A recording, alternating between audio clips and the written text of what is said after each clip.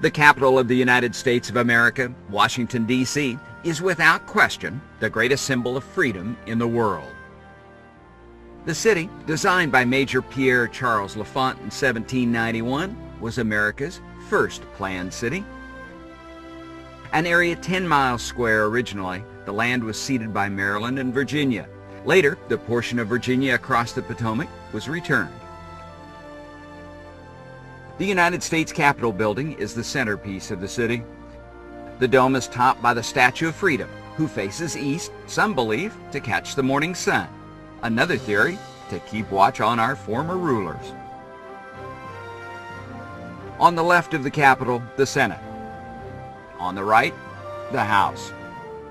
Flags above each indicate they're in session or not, as in this case. In front of the Capitol, General Grant, commander of the Union armies, faces west toward his commander-in-chief, President Lincoln. Since the government of the United States was moved to Washington, D.C., the city, specifically the Capitol building, has been the focus of countless exhibitions of free speech, both in dissent and agreement with government policy. It's America's preeminent forum. It's here on Memorial Day motorcyclists from across the country join in a demonstration of support and hope, not only to commemorate the sacrifices of United States servicemen and women, but also for those missing in action. Rolling Thunder began in 1988. Estimates for this year's rally, in excess of 400,000 motorcyclists. The procession begins in Virginia at the Pentagon, travels down Constitution Avenue to 3rd, crosses in front of the Capitol building, proceeding back up Independence Avenue. It's a moving event with surprisingly a lot of younger people here to show support.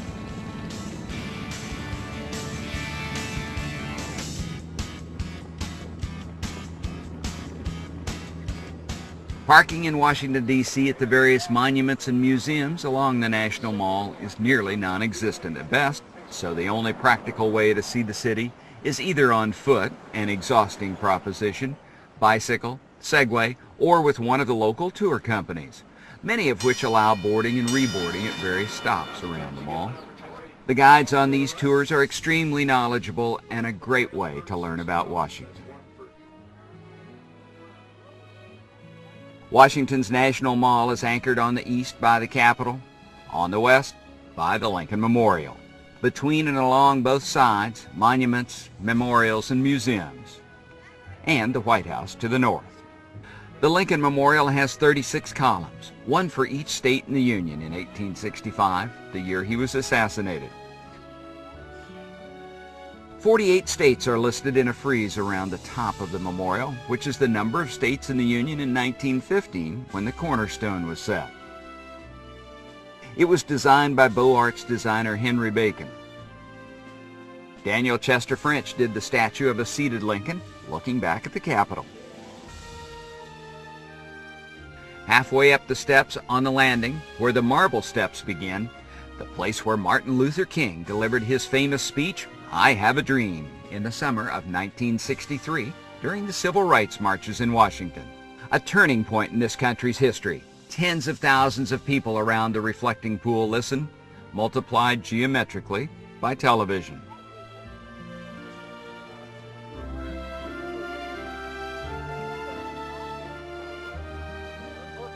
Northeast from Lincoln, the Vietnam Memorial honors those who gave their lives in Vietnam, a place for healing for those who sacrificed in the country's most divisive war, and a symbol of reconciliation to honor those who served. The arms of the wall point to the Washington Monument and the Lincoln Memorial. The names listed appear chaotic, but are listed as their death or MIA status was reported. Generally, those who served together and died together would be together on the wall. The black granite of the wall not only records the past, but images reflected from the wall are the present, mixing and healing with the past.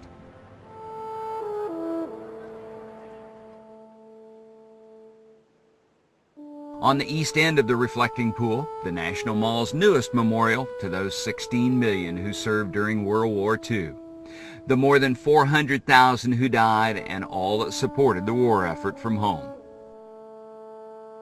The defining event of the 20th century, the World War II Memorial, is symbolic of Americans' spirit, sacrifice, and commitment to their country.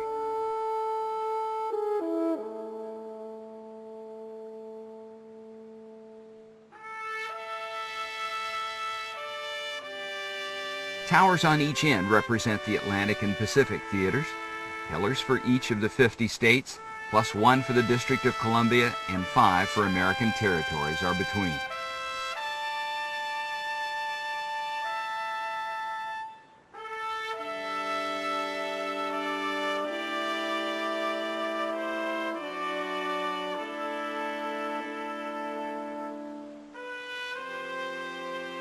Each of the 4,000 gold stars along the west wall represent 100 American lives lost. Southeast from Lincoln, the Korean War Memorial. From 1950 to 1953, 1.5 million veterans returned from a war that many Americans viewed only as a conflict, without appreciation for their sacrifice and for those who didn't return. Violence and valor in the face of daunting challenges make this a special place for America. 19 larger-than-life figures moving across a field reflected in a granite wall, bringing to life the remaining 19. 38 men for the 38th parallel, which divided Korea when the war began and still divides the peninsula. Freedom isn't free. Each of the memorials is unique, with a specific focus on a war that may touch a different element or generation of those who visit. For most, each memorial is a moving, emotional experience, regardless of the generation. Southeast a few blocks, the FDR Memorial. Franklin Delano Roosevelt served almost 4 terms, 11 years. 4 open-air galleries on the Cherry Tree Walk along the tidal basin honors one of America's bravest presidents. Stricken with polio, Roosevelt's mobility was severely challenged. The figure of the president in his wheelchair in the first room of his memorial is indicative of his courage. Eleanor Roosevelt refused to be only a social fixture. She was his constant supporter and advisor. Eleanor was America's ambassador to the world, eventually becoming this country's first ambassador to the United Nations. Thomas Jefferson was one of America's first Renaissance men, a revolutionary, patriot, political philosopher, architect, musician, book collector, scientist, horticulturist, diplomat, inventor, and the 3rd President of the United States. Jefferson looms large in any discussion of what Americans are as a people. President John F. Kennedy recognized Jefferson's accomplishments when he told a gathering of American Nobel Prize winners that they were the greatest assemblage of talent in the White House since Jefferson had dined there alone. For his own tombstone, Jefferson appraised his life with only 3 accomplishments: author of the Declaration of American Independence, of the Statute of Virginia for Religious Freedom, and father of the University of Virginia. If you look to the right, you will get a spectacular view of the tidal basin. Isn't that water? It's like glass today almost, huh? Practically anywhere in the Federal District of the National Mall, views of the Washington Monument dominate the skyline. Construction stopped for lack of funding for 22 years. Ulysses Grant, when he was president, said that's the ugliest damn chimney in Washington. Finish it or tear it down. The Army Corps of Engineers recommenced work. They went back to the quarry. They were deeper in the quarry. The color of the stone had slightly changed. That's why you see that distinctive line.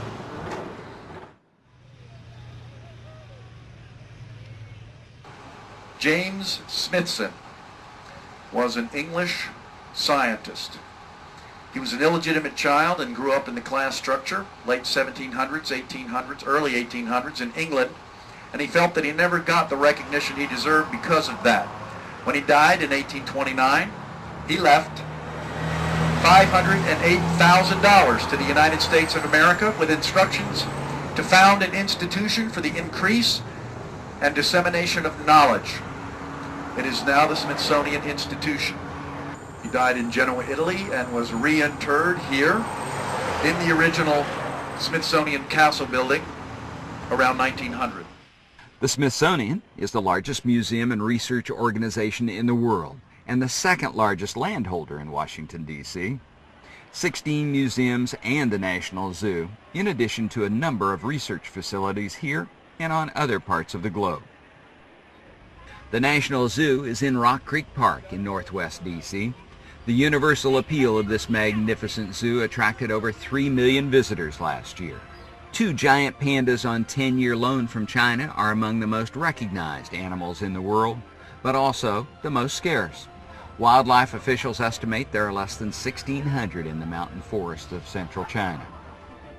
Giraffes and elephants are showstoppers everywhere. The National Zoo is no exception. In 2005, 5 cheetah cubs were born to Zazie, one of the 4 female cheetahs at the zoo. It's a huge complex with a wide variety of attractions. Indoors, the small mammal exhibit will fascinate young and old for hours. The invertebrate pavilion is home to the giant octopus, which is also popular. The zoo is in the middle of a massive expansion for a new Asia exhibit, which some find an interesting diversion and a good excuse for a rest. Independence Avenue along the south side of the National Mall, and the newest Smithsonian Museum on the National Mall. The National Museum of the American Indian, constructed out of Minnesota limestone to resemble a natural rock formation weathered by centuries of wind and rain, dealing with not only the cultures of North American Indians but also South American Indians. The restaurant serves native cuisine. Now we're coming into our stop for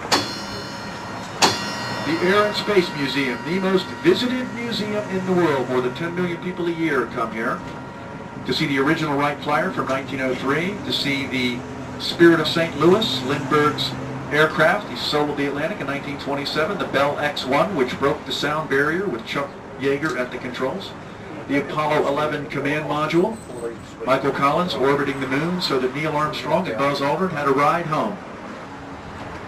To the right, that is the Joseph Hirshhorn Museum. That is the Smithsonian's Modern Art Museum. Some think the finest modern sculpture collection and modern sculpture gardens in the world, both realistic as well as abstract modern sculpture represented in exhibits. This brick building, Victorian, 1879.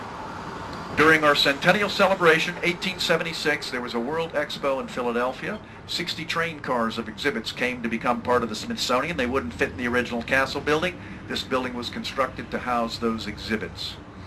National Museum of African Art here. That's just the entryway. There is a huge gallery under the mall dealing with African culture and art. And back on the mall, that is the original 1846 Smithsonian Castle building. That is where James Smithson is now buried. And during the time Lincoln was president, during the American Civil War, that was the only building on the National Mall. The National Mall was used for grazing cattle, and the cattle were used to feed the Union troops. Arthur M. Sackler Gallery, again, a huge gallery underneath the mall, connecting with the Freer Gallery. Both of these galleries deal with Asian art, with the exception of James McNeill Whistler's Peacock Room.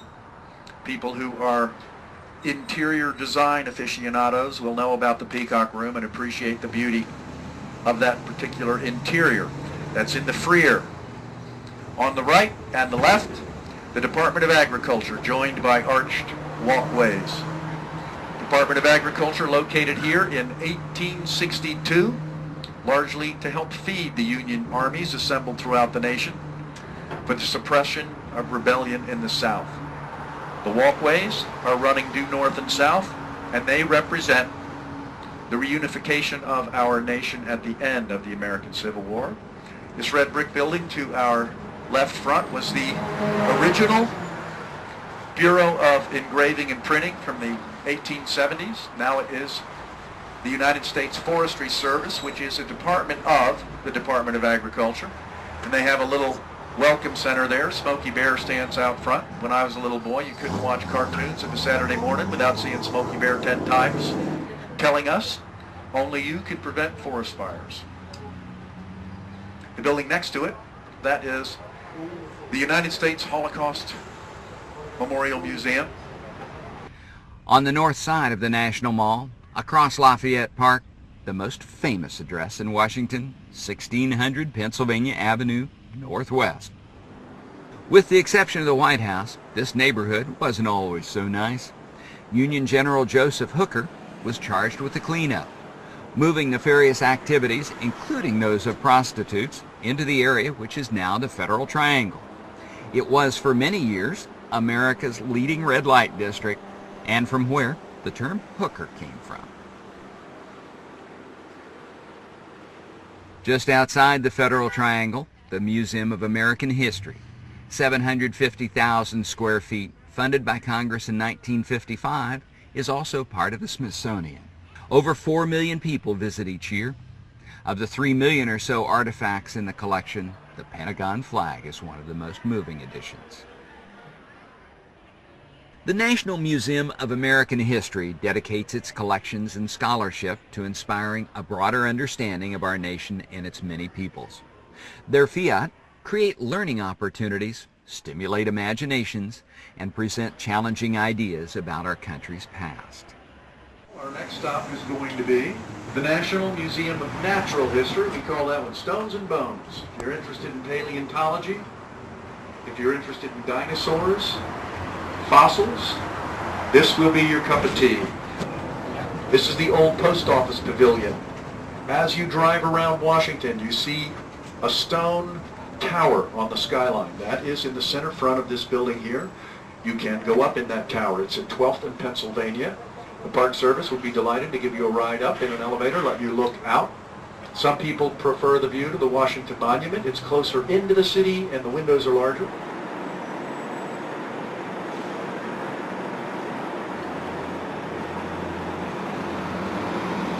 The National Archives to our right, we're going to stop here momentarily. They recently completed a renovation of the rotunda. If you wish to see the Declaration of Independence, the Constitution, the first 10 amendments to the Constitution, which we call the Bill of Rights, the Magna Carta, as well as the Emancipation Proclamation, all currently on display here in the rotunda of the Archives.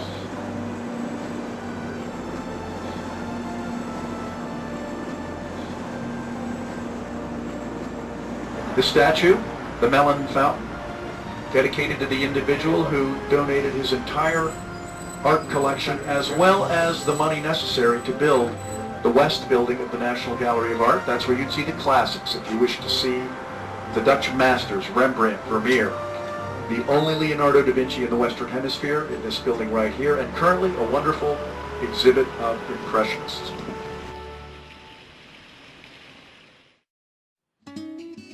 There's a lot more to Washington, D.C. than just the area around the mall and Capitol Hill. When Harry Truman opined, "If you want a friend in Washington, buy a dog," he was probably right in bureaucratic D.C. But in the city's culturally diverse neighborhoods, the opposite is true. The Capitol is the centerpiece for the city, which is laid out in grids: northwest, southwest, northeast, and southeast, each with their own distinctive neighborhoods. The Northwest, which is the largest and by far the more upscale region of Washington, D.C., also gets the most attention. The highest point in Washington, the National Cathedral. and welcome to the Washington National Cathedral. This is also known as the Cathedral Church of St. Peter and St. Paul. It is an Episcopal church. We have Episcopal services here every single day of the week, and we've been doing that since the first service in 1912 when the Bethlehem Chapel was completed. The construction of the church was begun in 1907 and completed in 1990, so it took them 83 years to build, which is about the length of time it would have taken them to build a church like this in the Middle Ages.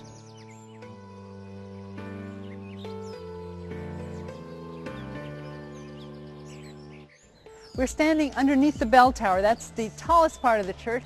The top of the bell tower is about 300 feet above the ground, and it's also the highest point in Washington. It's not as high as the Washington Monument, of course, but we're up on a hill here, so we have a little height advantage.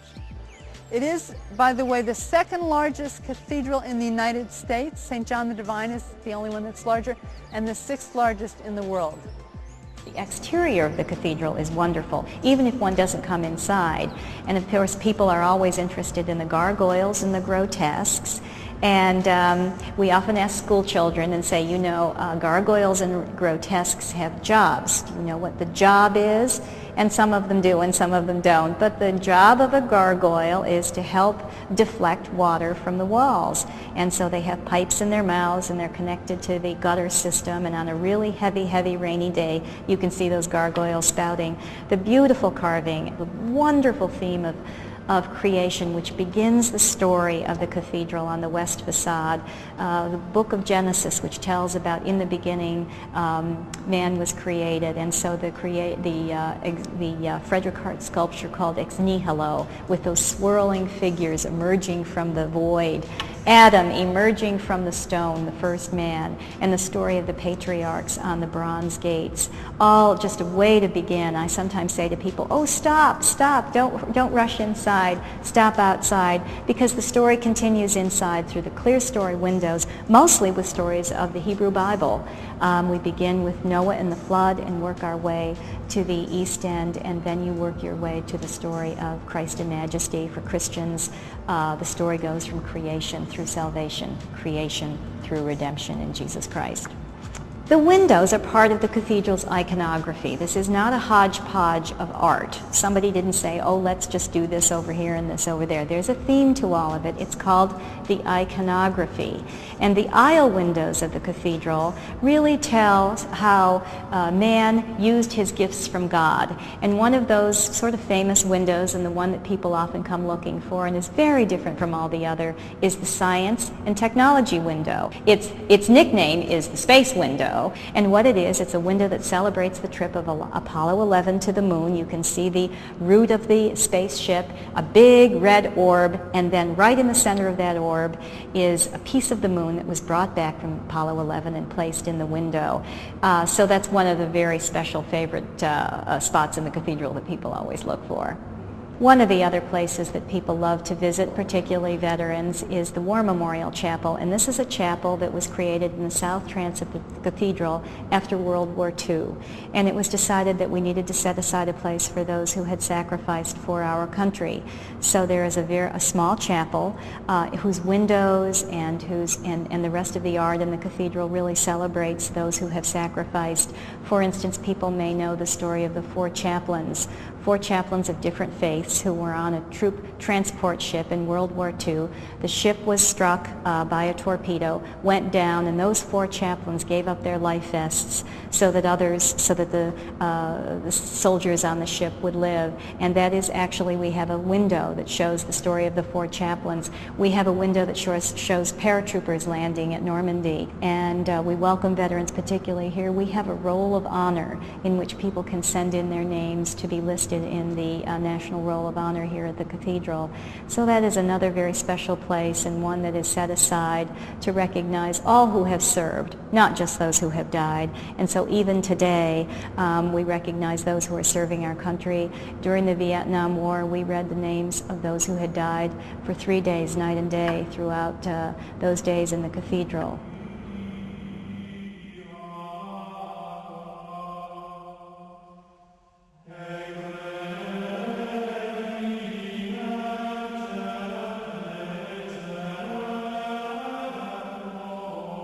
For people who come to the cathedral, what do we hope they walk away with? I think overwhelmingly we hope people, aside from the gorgeous architecture and this transcendent space and the beautiful windows, we want people to feel welcome. We want people to feel comfortable here. We want people to say they were glad I was there, especially school children who of all the sights they see in the city, see the Washington Monument and the Lincoln Memorial and the FBI and Capitol Hill, and sometimes they get to go to the White House. If they come here and feel comfortable in a place that in a sense celebrates faith or at least recognizes faith. You know, one of our cathedral canons says, we welcome you whether you're seeking God or whether you're fleeing from God. And I think that's partly, you know, what we really hope people, and you know, people come and they think they're coming to see the architecture, or they want to see the space window, or they want to see the West Rose window of the carving ex nihilo on the west facade, and something else happens. And we see it over and over again where people walk in the door and are really dumbstruck, and I think it's the beauty of the space. It's the height, it's just some unknown presence, and perhaps a feeling of welcome, and that whatever it is, whatever your purpose is here, we welcome you. Whether it's a moment of peace, or whether it's to hear the music, or to perhaps look at the beautiful wrought iron and learn a little bit about Gothic architecture.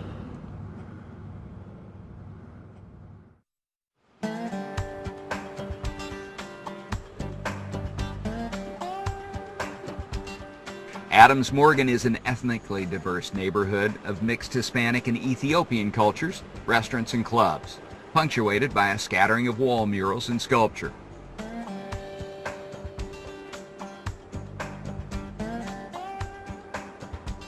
Georgetown, one of the most historic neighborhoods, was founded in 1751 as a tobacco port, quickly evolving into an important international center of commerce for rum, spices, sugarcane, and fine wines.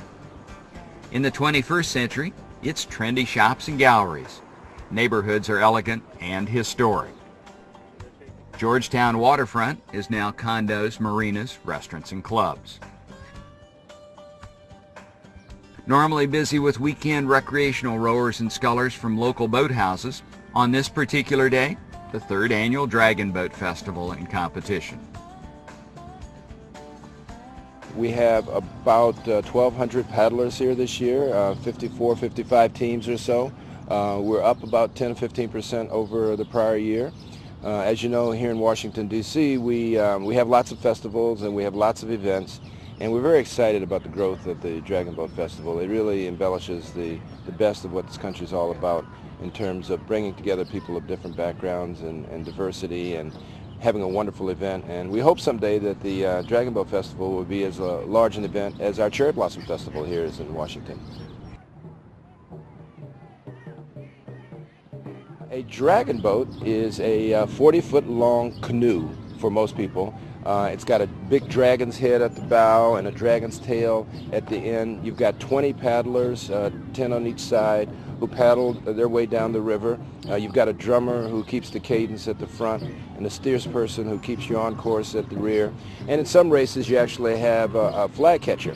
Some places you have a big wire going across the river, and as you go under, the winner will grab the flag, and that's how it's designated. But as you can see here, the Potomac is a bit too wide for us to have flag catchers, so we don't have them here.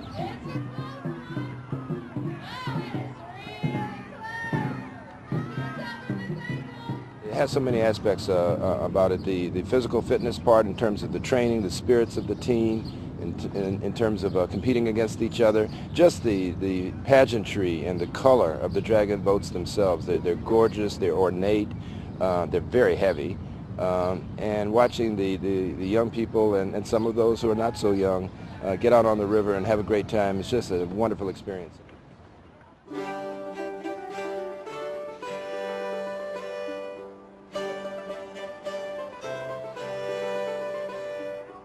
Just up the hill, the C&O Canal, completed in 1850. Mule-drawn barges brought a link to the west for coal and timber. Ocean-going vessels loaded with coal sailed up and down the eastern seaboard, delivering their cargo to the expanding industrial cities of the east.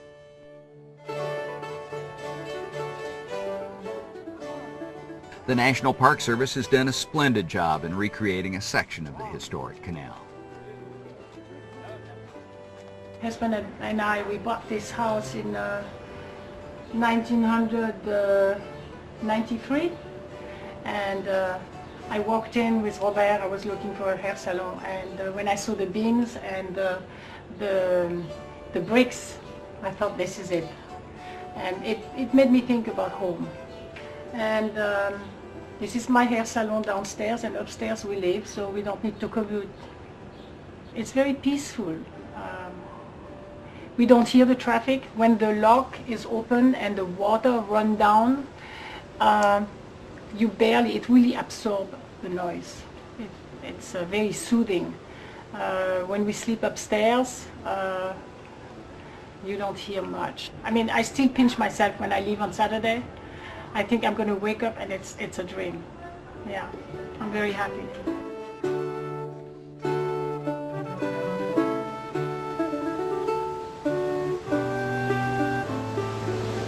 Because I'm inspired by this historic setting with the old locks and the barge, and then you just get amazing light. So the light captivates me, and you got the contrast of the bright light reflecting on the buildings. You got the water reflecting the sky and the trees, and it's just it's a pleasure to be here. We are part of the National Historic Park called the C&O Canal National Historic Park, so you are in the presence of a national park. It's all your park, so we want to make sure you have a good time. We've started moving. We're underway.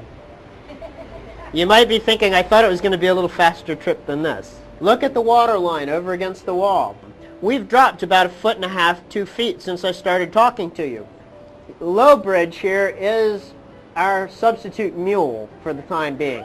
Actually, low bridge has a little bit of help. You may notice Creedy's pulling on a rope up front, but these two intrepid rangers are moving our boat.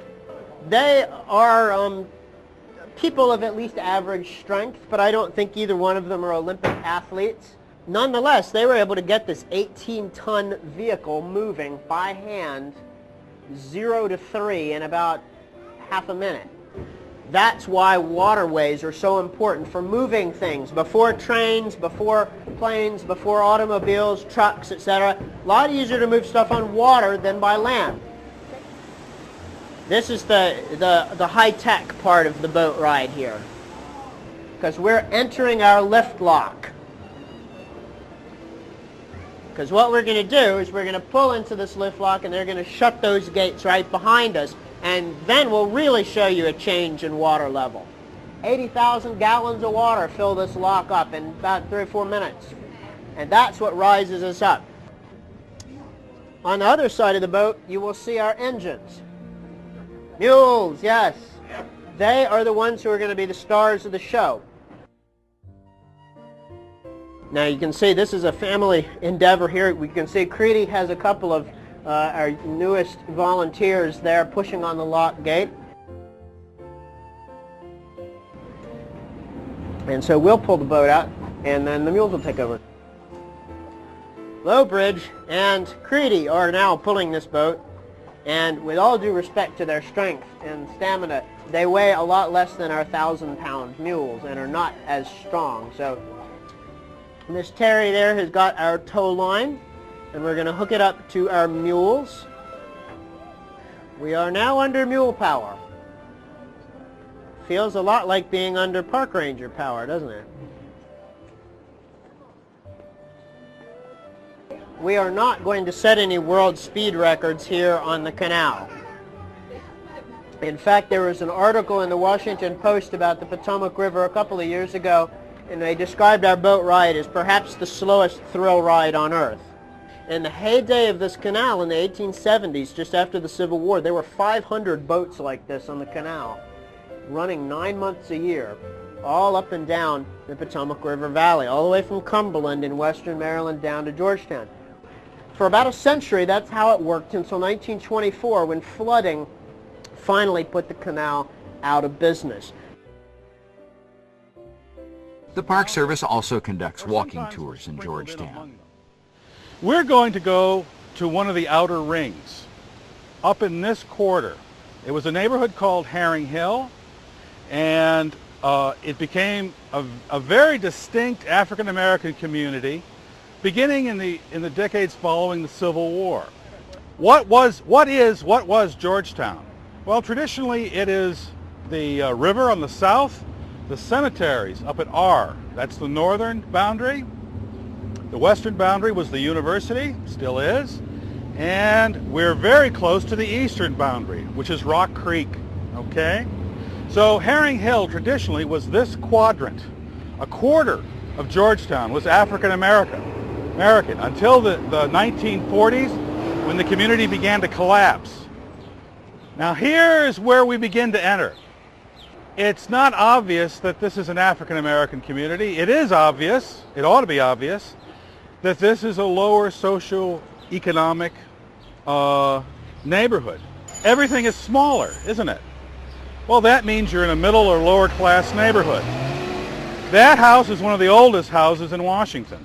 It may go back to the Revolutionary period. So everything is shrunk, everything is smaller, right? Now, ironically, there's an irony to a house like this, though, and a house like that next to it. Because the law now states, the Georgetown Act of 1950 now clearly states that if you're going to build something in Georgetown today, well, it's got to be made out of brick. It can't be more than 3 stories high. It must have a brick sidewalk, and it must be owner-occupied. So we're discriminating against hotels, renters, and other lowlifes, okay? All right? Let me show you, right over here, what preservation law in economics now dictate happened with new construction in Georgetown. Economics and preservation law now dictate that anything new that happened looks more like that than that. So that's brand new. That was finished last year. But they've done a fabulous job of trying to make it blend in. Now they failed because it's too big. But they tried hard, didn't they?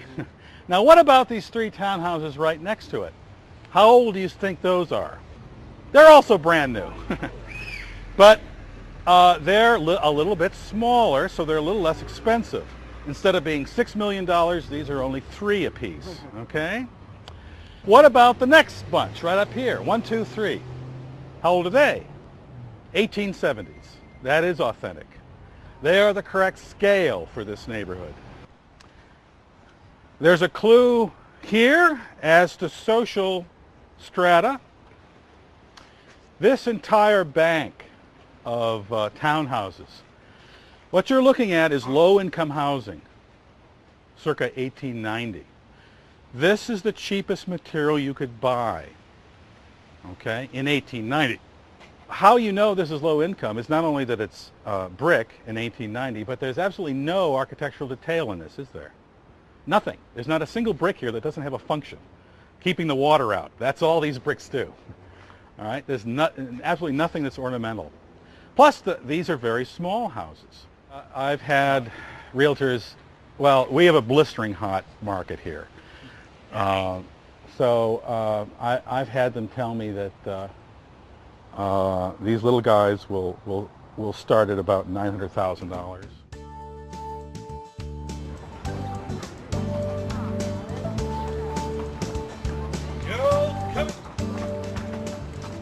In addition to Herring Hill, there are tours of the waterfront, Georgetown alleys, ghosts, and scoundrels and scallywags.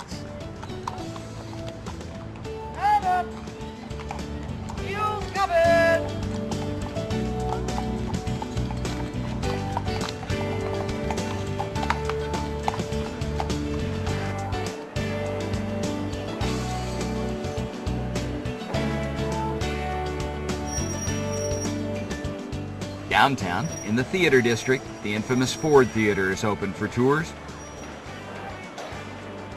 A few blocks away, Chinatown. Also downtown, one of the newest and most popular attractions, the International Spy Museum. It's continued to be one of the most popular attractions in Washington, D.C. Why Washington? That's where the spies are. And we opened our doors in mid-2002, and with 18 months we had roughly 1 million people go through these doors. Well, they will see both real intelligence or espionage devices, the sort of things that we call the tools of the trade. Part of the profession of intelligence, in addition to analysts who work like any analyst would with information, the difference being they also have information from clandestine sources. In addition to that kind of work and overhead satellites and technical collection, much of intelligence, particularly through the ages, has been, the nature of it has been human, or what's been acquired through agents, people who've been recruited by people like me. As you know, I was in CIA for some 35 years, and about 2/3 of that was spent in the clandestine service, which means I was involved in the recruiting and running of agents. And in doing that, we often, for communications purposes, for their security, created our own set of tools, if you will. This is, in some cases, before the cell phone. Now with the arrival of the cell phone, as you've seen on some television series, there are yet new methods, both of communicating but also being intercepted. So it's much like the military. There's sort of a war of the spies, if you will. The principles of espionage remain the same. The technology changes through time. So even here we're looking at a snapshot in time, and there's some things that aren't here simply because they remain classified and they're still secret. So much of what they will see will be the real artifacts of intelligence, but they will also see, as we take them through the museum, they will see references to historical periods, photographs, graphics on the wall. There's a lot of audio in this museum. In addition, it's a very story-driven museum, so what they will learn about are people who've engaged in espionage, spies, if you will. They'll have a sense of both what they did, perhaps what they achieved, and in some cases the price they paid, which in some cases was their lives. So through time, through history, intelligence has often played a role, either the presence of it or the absence of it. And so the visitor will go through time, and at the end will have had a sense of the role of intelligence and in its role in national security, particularly for our country and other countries.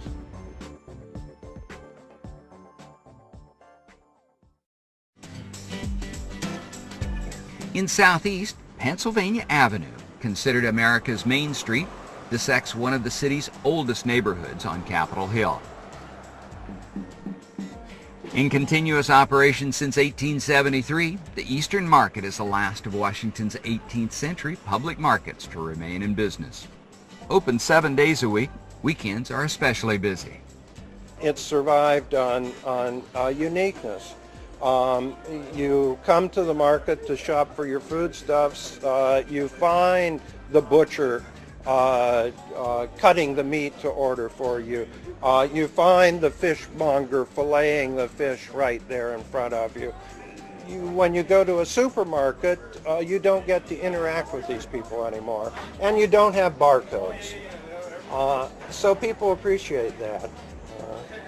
This is the Capitol Hill Flea Market. We're open every Saturday year-round. We're in our 8th year, across from historic Eastern Market, and we're known for being an international marketplace. Our vendors are from all over the world, all 7 continents, and they bring merchandise back from their home countries that's mostly artist or handmade. And then they fly the flag of their nation above each of their booths where they display their wares, and they're here year-round. You can find things at Eastern Market that you can't find anywhere else in the country. We say that we're sort of the antidote to the mall, and the reason that we say that is because the people know what they're selling, and most of them are selling things that are unique. It may be the only place in Washington, D.C. where you can see African carvers actually doing their work. And you never know what you're going to find. With 175 exhibitors, it's changing all the time. We're working new people in, so that makes it fun for the customer when they come here. In Northeast, a culturally diverse neighborhood, homes are more modest. In the 70s, a row house may have gone for $12,000 or $15,000. Now, Double that won't even make a down payment here. Northeast Warehouse District is marketing of a different nature. Here, warehouse volume shopping is what brings many. However, on one side of the warehouses, the D.C. Farmers Market. Not as old as the Eastern Market, but embraced by residents with equal enthusiasm. Sweet, that's sweet. Tell them sweet. It is sweet, very sweet, just like honey. Honey. Very sweet. Vendors and farmers from all over the region bring their goods here to sell. Okay, we're in the D.C. Farmers Market at Stand 19, and we're called Dutrow Meats. We have a farm in Pennsylvania, and we come down just Friday, Saturday, and Sunday. And we sell everything. We have eggs, we have fresh chickens, and we grow our own. Homemade butter and lots of cheese. So, you know, we really love it. We're getting old, but we're still going. I'll take 3 sweet sausages. 3 sweet sausages? All right. Make it 4. I'm sorry. All right. The oldest market in the warehouse district since 1932, Lettieri's Italian Market. I've been coming here for 38 years. It's the best in Washington. Wow. It's one of the few real ethnic spots. This place came here, they opened this store up in 1932, but they started at 6th and G in 1926. So they've been here over 75 years. And this is probably the only original Italian store in the whole metropolitan area. They have all the different kinds of pasta. They also make sub sandwiches. And they have the different kinds of sauces and the oils and the olives. And we make the best homemade sausage in the whole metropolitan area. In addition to great food, they also have an extraordinary selection of olive oils, 85 varieties. Balsamic vinegar, 37, and perhaps the best wine prices on the East Coast. Southwest along the Potomac River, an idyllic weekend morning.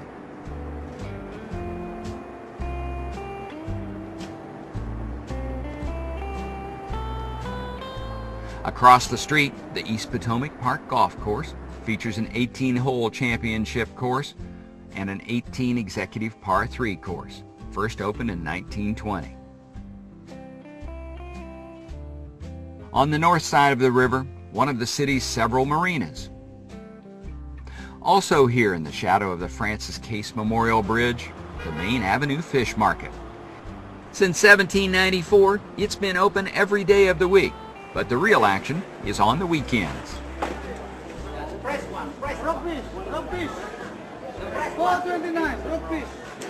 This is the only place I can get everything I need in one stop. It's fresh. Red snappers, crab legs, that's about it. Though shopping for home, many take the opportunity for a quick lunch here too.